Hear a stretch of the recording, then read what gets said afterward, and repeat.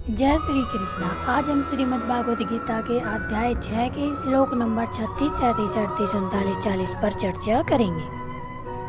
असम्यत आत्मना योगो दुष्प्राप इति मे मति वश्यात्मना तु यतता शक्यो वाप्तुम उपाध्याय। जिस व्यक्ति का मन अनियंत्रित है उसके लिए योग को प्राप्त करना कठिन है, लेकिन जो व्यक्ति आत्म नियंत्रण में है और सही प्रयास करता है वह इसे प्राप्त कर सकता है। अर्थात जिस व्यक्ति का मन स्थिर नहीं है, जो हर समय इधर उधर भटकता रहता है, ऐसे व्यक्ति के लिए ध्यान और योग का अभ्यास करना बहुत कठिन है। योग का अभ्यास केवल उन लोगों के लिए कठिन है जो अपने मन और इच्छाओं को वश में नहीं कर पाते, जिनका मन अनुशासित है, जो इच्छाओं पर नियंत्रण रखते हैं और अपने लक्ष्य पर ध्यान केंद्रित करते हैं, वे सही मार्ग पर चलते हुए योग को प्राप्त कर लेते हैं। वे व्यक्ति निरंतर प्रयास करते हुए सफलता को प्राप्त करते हैं।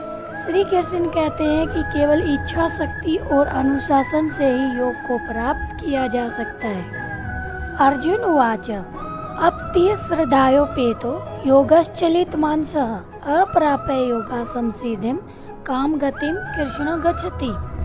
अर्जुन भगवान श्री कृष्ण से पूछते हैं, हे कृष्ण, जो साधक श्रद्धा और विश्वास के साथ योग का अभ्यास शुरू करता है लेकिन अपने चंचल मन के कारण योग के मार्ग पर नहीं चल पाता, तो उसका क्या परिणाम होगा?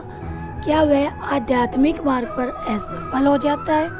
अर्थात अर्जुन का यह प्रश्न हर उन लोगों की सामान्य चिंता को उजागर करता है जिसे हर साधक महसूस करता है, जो योग की शुरुआत तो श्रद्धा और विश्वास से करते हैं, लेकिन जीवन की व्यवस्था, इच्छाओं और मानसिक कमजोरियों के कारण उस मार्ग पर नियंत्रण प्रयास नहीं कर पाते। तो क्या ऐसे व्यक्ति के प्रयास और विश्वास का फल मिलेगा या बीच में ही छोड़ देने के कारण कुछ नुकसान होगा? कंचिन्नो विभ्राश्य छिन्न ब्रह्मयु न पश्यति अप्रतिष्ठो महाभाव विमुंडो ब्राह्मणपति। आगे अर्जुन कहते हैं, हे महाभाव कृष्ण, क्या ऐसा व्यक्ति जो योग और सांसारिक जीवन दोनों में असफल हो जाता है, छिन्न भिन्न बादल की तरह नष्ट हो जाता है, क्या वह मार्ग से भ्रमित होकर ब्रह्म मार्ग में कहीं भी स्थिरता नहीं पाता? अर्थात अर्जुन ऐसे व्यक्ति की बात कर रहे हैं जो न आध्यात्मिकता के मार्ग पर पूरी तरह अग्रसर हो पाते हैं, न ही सांसारिक सुखों में लिप्त हो पाते हैं। यह व्यक्ति टूटे हुए बादल की तरह अपनी मंजिल तक नहीं पहुंचते और भटक जाते हैं। जैसे आकाश में छिन्न भिन्न बादल का कोई ठिकाना नहीं होता, क्या उसी तरह ऐसे व्यक्ति का जीवन निरर्थक हो जाएगा? एतमने संशयम कृष्ण छेतुम अर्हस्य शेषता तव दन्त्य संशय छेता न है उपाय दहते। अर्जुन कहते हैं, हे कृष्ण, मेरे इस संशय को आप पूरी तरह से दूर करें। आपके अलावा इस संशय की समाप्ति करने वाला कोई और हो ही नहीं सकता। भगवान श्री कृष्ण के प्रति अर्जुन की श्रद्धा हमें यह सिखाती है कि जीवन के कठिन प्रश्नों के लिए एक योग्य मार्गदर्शन का होना कितना आवश्यक है।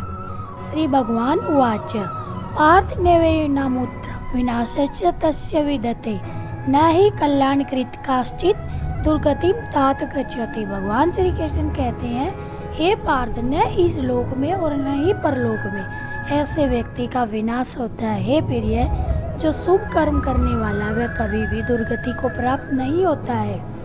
अर्थात श्री कृष्ण अर्जुन के संशय का समाधान करते हुए समझाते हैं, योग का अभ्यास करने वाला भले ही पूर्णता प्राप्त न कर पाए, उसका प्रयास नष्ट नहीं होता।